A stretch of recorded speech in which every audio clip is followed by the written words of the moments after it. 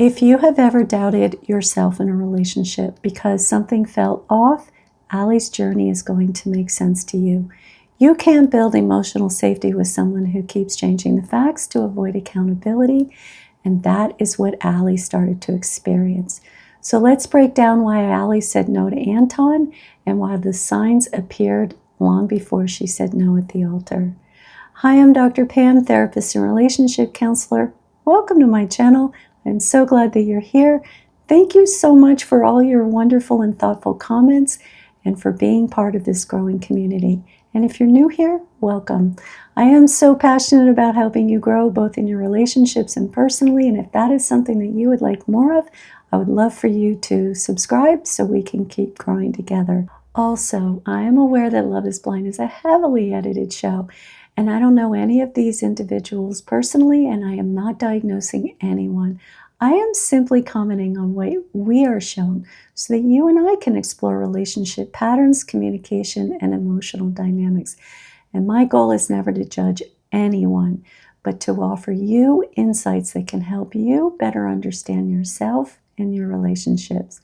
Okay, let's just dive right in. I think I'm single because I haven't really found somebody that has matched my ambition and my drive. I've always kind of been the one to coach my exes and motivate them, and I want somebody that can also do that for me. When Ali says that she has drive and ambition, but found herself in the role of coaching and motivating her exes, that is something important for her to understand about her own relational patterns.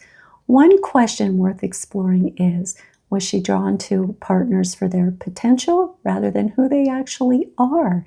If so, that is an important red flag for her to explore, because here's what tends to happen in that kind of dynamic. Ali would feel like her partner is constantly falling short, and her partner would feel like they never actually are fully accepted or measuring up. Over time, both would end up feeling resentful.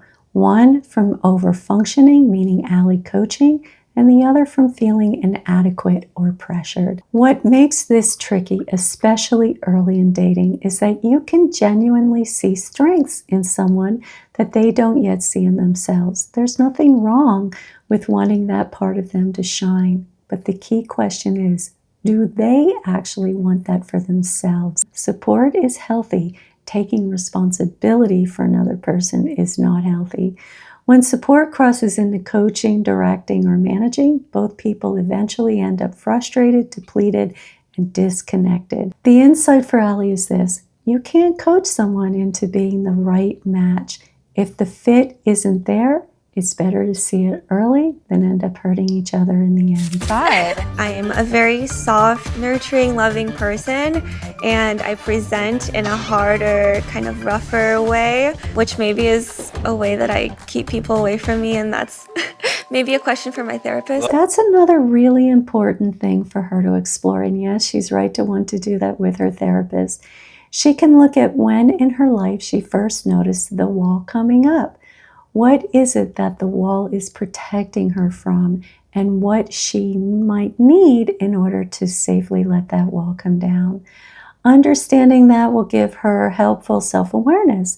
It also helps her recognize whether the wall is about her past, her fears, or something happening in the relationship. And with that clarity, she will be able to communicate her needs to her partner in a way that invites safety and connection rather than distance. You know, and I've had a lot of tough things happen to me in the past, and I don't complain about it. I just get stronger from it, I feel like, and and it just builds character.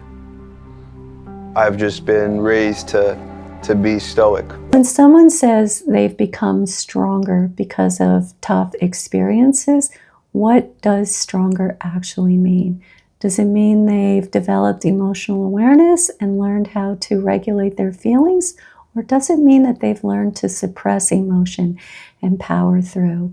He also says that he was raised to be stoic. Is that still true? How does that show up in a relationship? And is Stoicism something that he values or something that he's trying to unlearn so he can show more emotion?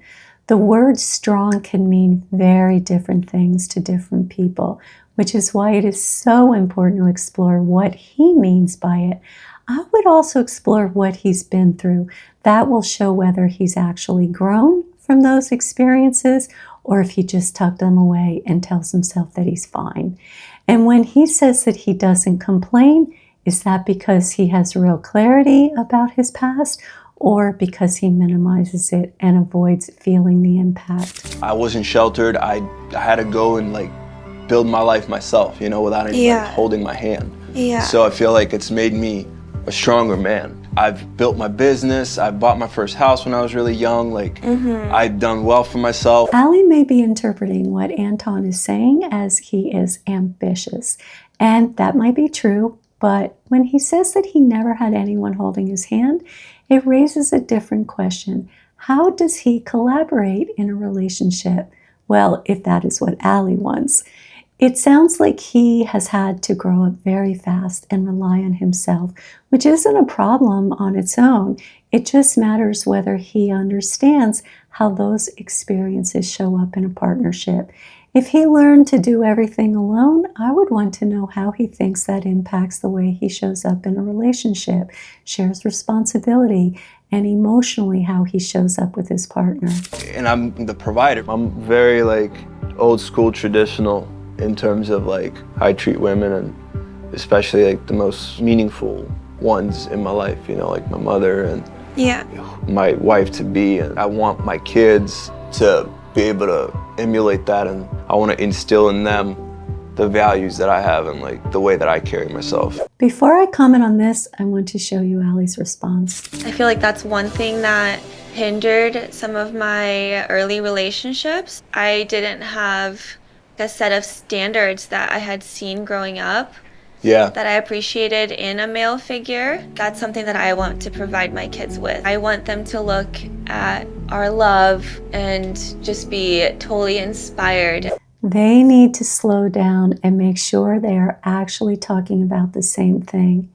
Anton says he treats women he loves with old school tradition, and he wants to pass those values on to his children.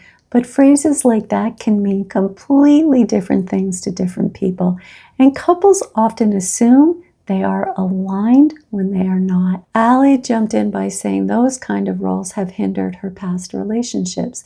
This is where she can go deeper and name what she values in a male partner. What does that look like in real life? Does old school mean being the sole financial provider? Does it mean making decisions for the family? Does it mean traditional gender roles?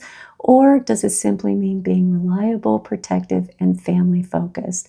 She says she wants her children to be inspired by their parents' love, and that's beautiful, but they need to talk through what that actually looks like for each of them. Does it look like teamwork? Does it look like emotional openness, shared responsibilities, mutual respect?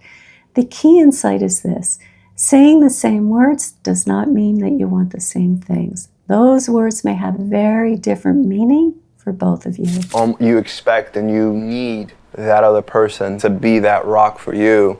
Being a rock, I think that is an important dynamic in the relationship I'm looking for. But it sounds like maybe you're used to pushing your feelings down and dealing with it all on your own. Do you still feel like you share your feelings? There we go. Great question. Let's see how Anton answers it. I will only share my feelings with somebody that I'm really comfortable with. I wouldn't necessarily expect you to do anything about it, because it's I don't need I would just need somebody that could hear me out and just tell me I hear you, baby. I get it. That was a good start in answering the question. Anton is saying that he wants to feel understood and supported when he shares his emotions. But when he says that he only opens up with people that he feels comfortable with, that's where I would want to go deeper. What makes him feel comfortable? What makes him feel uncomfortable? And does that comfort shift depending on the situation or the topic of the conversation? That matters because emotional comfort isn't static. Someone can be open to one moment and shut down the next if they feel misunderstood, criticized, or hurt. So the real question is, What does he do when he feels that discomfort with a partner? Does he talk things through, even when it feels vulnerable for both of them? Or does he withdraw, shut down, or go silent? Understanding that pattern tells you whether his desire to be understood translates into real communication, or if he disappears the moment the conversation becomes emotionally challenging. It takes a lot for me to not put walls up. Yeah. Because that's been my default in the past. This was a missed opportunity for Anton to slow down and explore what she meant when she said it takes a lot for her to not put her walls up. That's not something to gloss over. If he struggles at times to share his emotions and she instinctively puts up walls to protect herself, that can quickly become a challenging dynamic. Because here's the deeper challenge. His discomfort pulls him inward, and her fear pushes her to guard herself. So both move away at the exact moment that the relationship needs connection. If they don't talk about that openly, each person will interpret the other's reaction as a lack of interest or care, when really it's about protection. Understanding these patterns early is what gives a relationship a chance to grow instead of getting stuck in distance and misunderstanding. Okay, so they agree to marry, they meet each other in person, and then they are off to Mexico. They seem to enjoy each other in Mexico, and then they move in together. Let's pick up after they both get off from work. They both work nights. Anton has been up for 24 hours. They share a bit about what both of them went through at work, so let's see how things are going for them in the outside world. Can't say I've ever done that. Like a post-work mimosas? I'm usually just get off work and go to the gym and go straight to bed, you know? But ideal scenario, maybe minus the mimosas regularly, but... I don't know. I feel like today worked out pretty well. Hanging out, drinking some mimosas. So... Then we get to be sleep deprived. Ali is actually sending mixed messages here. She says yes to the mimosas, but at the same time, she takes issue with it. That kind of mixed response usually means she's trying to be agreeable on the surface, while something underneath doesn't feel right to her. It's not about the mimosas, it's about her saying yes, while her body or boundaries are saying, I am not fully comfortable with this. And that's worth paying attention to, because mixed messages often reveal a deeper pattern of overriding her emotions and her position to keep the peace. So if you cook, am I cleaning? Yeah, if I cook, you're cleaning. And if we're both not in the mood to cook, our private chef can do it. No, private chef now? Jeez, the list keeps getting longer. I'm gonna need to work not 60, but 100 hours a week. That's a great answer.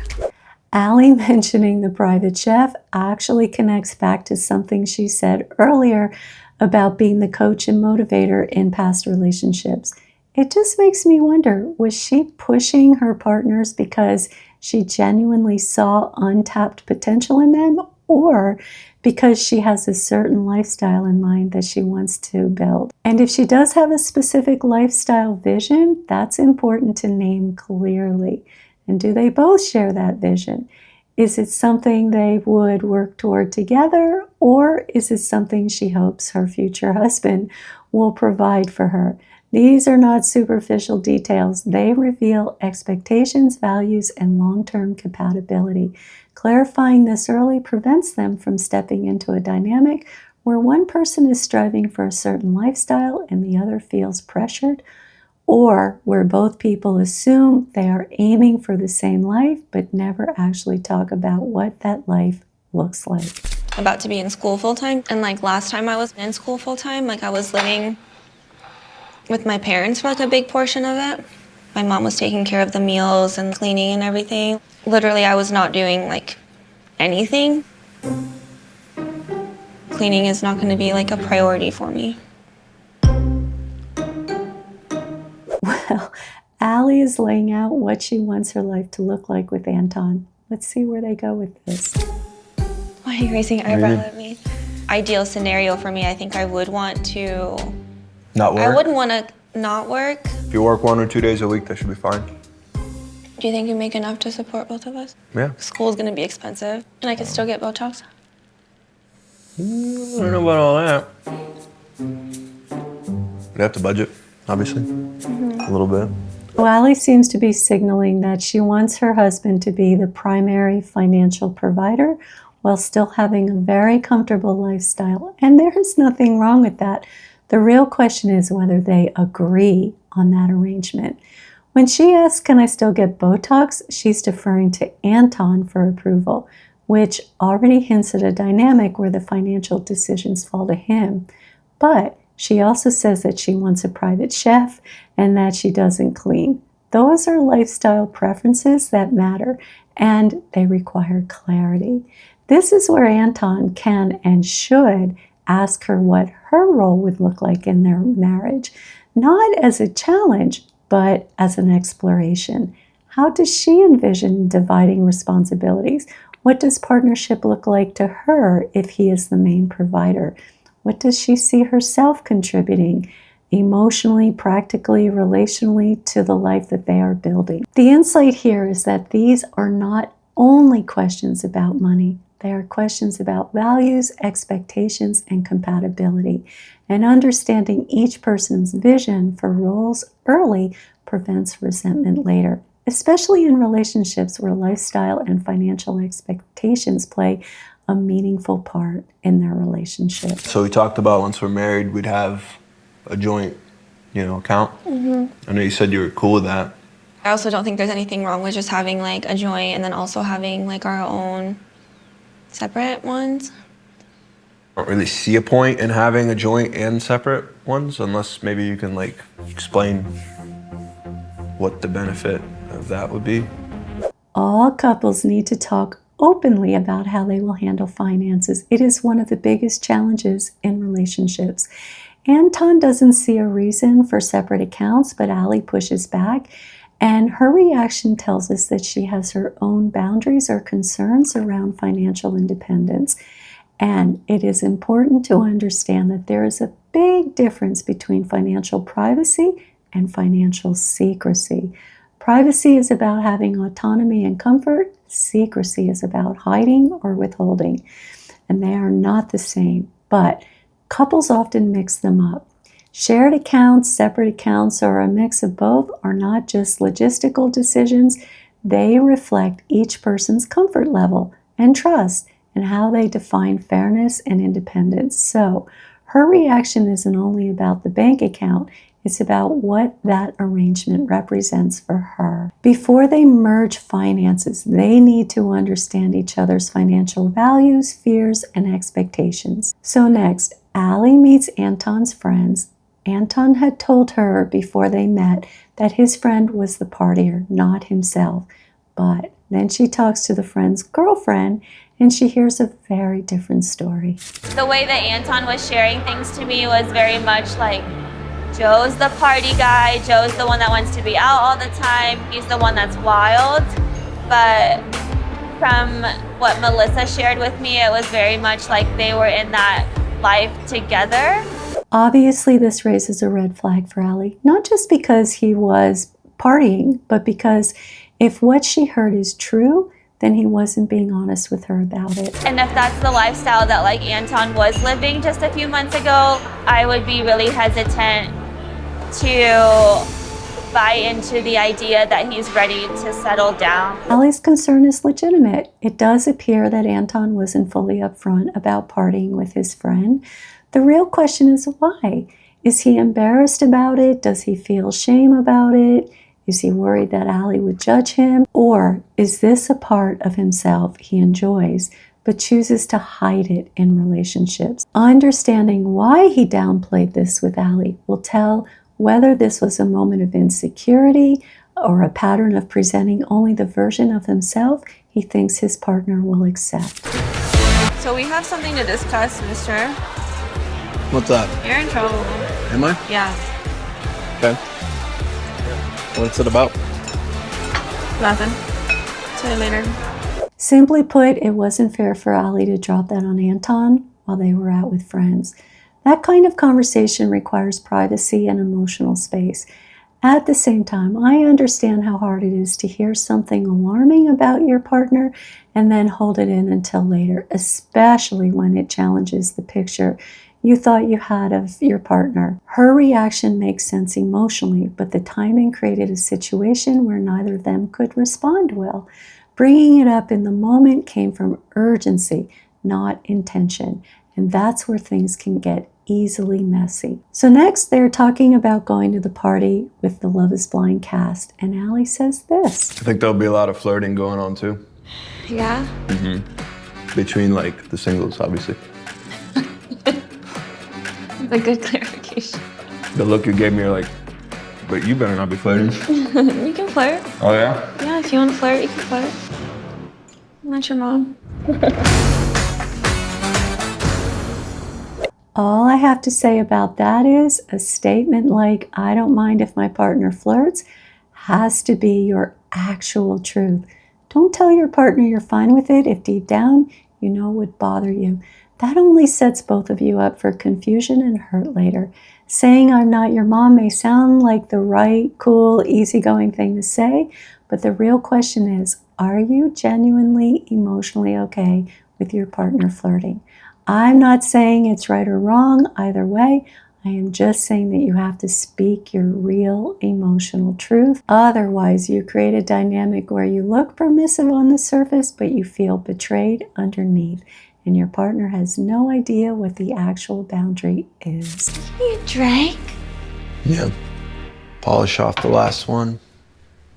That's the last one? We can share it. What did you do with him? I didn't do anything with him. That was all you. Yeah. Where did they go? I don't know what you did with him. Jesus, Okay. woman.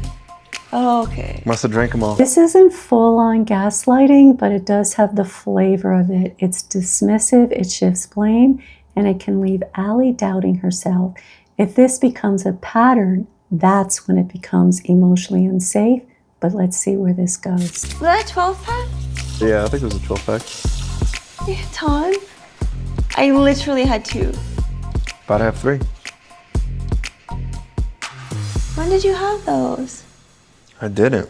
I mean, me and Patrick had a couple, but... Patrick was over? Yeah, we had like maybe 4. He came here? Why didn't you tell me he came here? Oh, he picked me up, but we had a couple. What's wrong with that? This is definitely not headed in a good direction. First, Anton says Ali must have drank them, and then he changes his story and says that he and his friend had a few. That shift is a red flag. When someone gives 2 different explanations, it usually means that they are either uncomfortable telling the truth, avoiding accountability, or managing how they want to be perceived. And for a new relationship, that inconsistency is concerning. Not yet because of the alcohol itself, but because it shows how he handles honesty, discomfort, and being confronted. He came in here? I think he was like downstairs and I ended up coming down with him. I know when you met up with him, but I didn't realize he came in our apartment.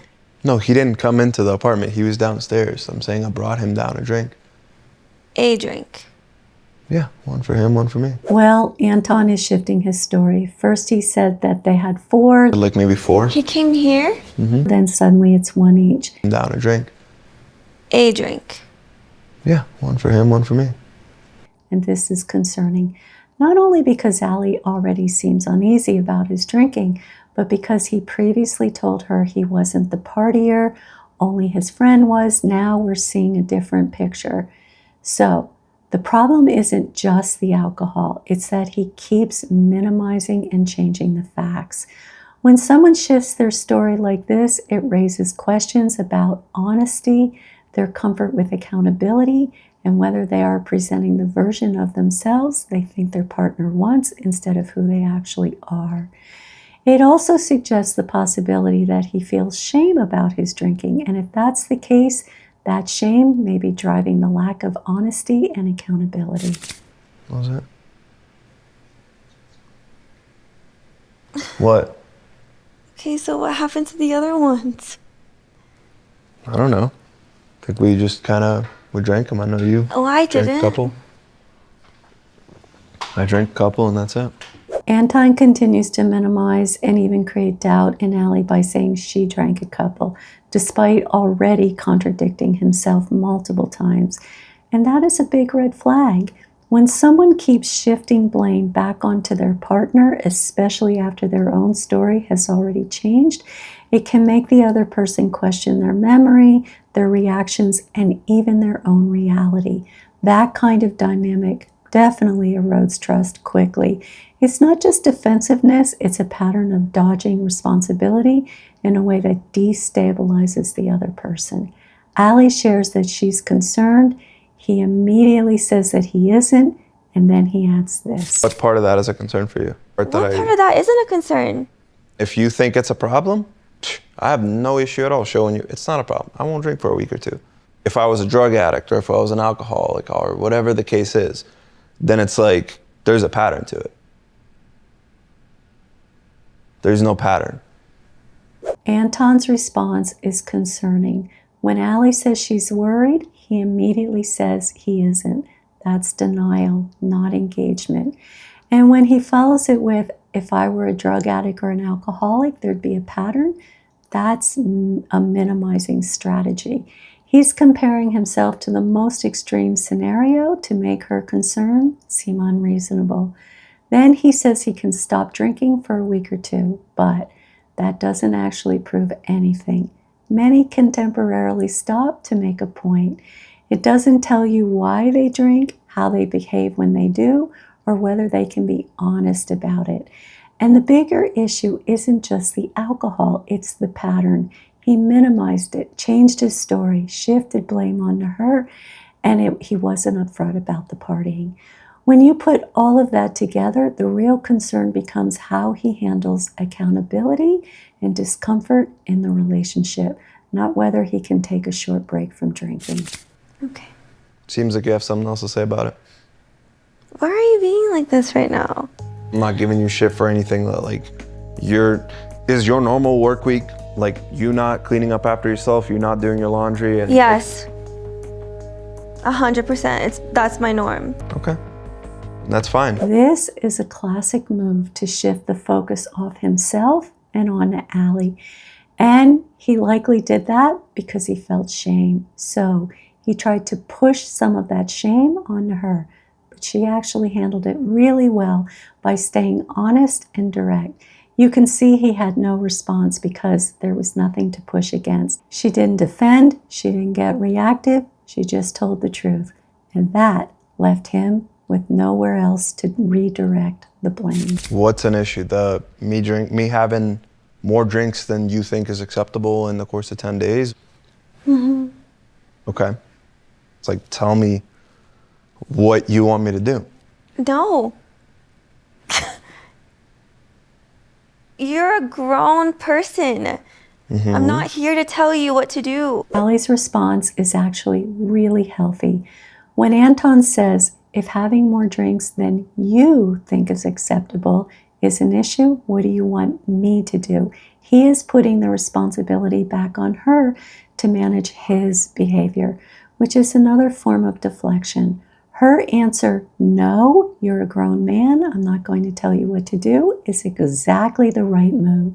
She is refusing to step into the role of parent or supervisor, and she's keeping the responsibility where it belongs, with him. What her response communicates is, I'm expressing how this impacts me. What you choose to do about it is on you. That is emotionally mature. She's not controlling, she's not lecturing, and she's not rescuing him. She's drawing a boundary without demanding behavior, and that gives Anton a very important opportunity to show whether he can take ownership of his choices or whether he keeps shifting accountability back onto her. So next, Ali discovers the tequila is gone. Anton does the classic move of saying, well, you drink, which is classic because it shifts attention off of him and back onto her. Then he adds this. When I proposed to you, I was dead set on, marrying you for who you were and everything. And I felt like at the time I knew enough about you to where I could make that decision. I've been nothing but real and genuine with you. All I ask of you in return is kind of the same thing, and if I lied to you about anything, obviously that changes things, but I haven't. That was manipulative because he wasn't being real or genuine in the moment. And when he adds, all I ask for is the same thing from you in return, that is another layer of pressure. He's framing it as mutual when he hasn't actually taken responsibility himself. This is exactly the kind of moment where Ali would benefit from saying something like, I'm being honest with you about my concern. I need you to be honest with me too, not turn it back on me. It brings the focus back to the real issue, his honesty and accountability, instead of letting the conversation get flipped back onto Ali. Okay, let's break down this next moment that they share. If you're gonna change, I'm gonna change. You know, hopefully for the better, right? Both of us. We change for the worse. Hey, listen, I've always been changing for the better. Can't really help it when you start at the very bottom. Like childhood and growing up? Childhood, growing up, and just working on myself. I've always believed that, like, working on yourself and improving yourself slowly, you know, but surely is important. Here's the thing. Those words sound beautiful and perfect in theory, but what really matters is how someone applies those beliefs in a relationship. It always comes back to whether a person's words and actions actually align. It is so easy to get swept up in what someone says. And who knows, maybe Ali and Anton had conversations off camera where Anton took ownership.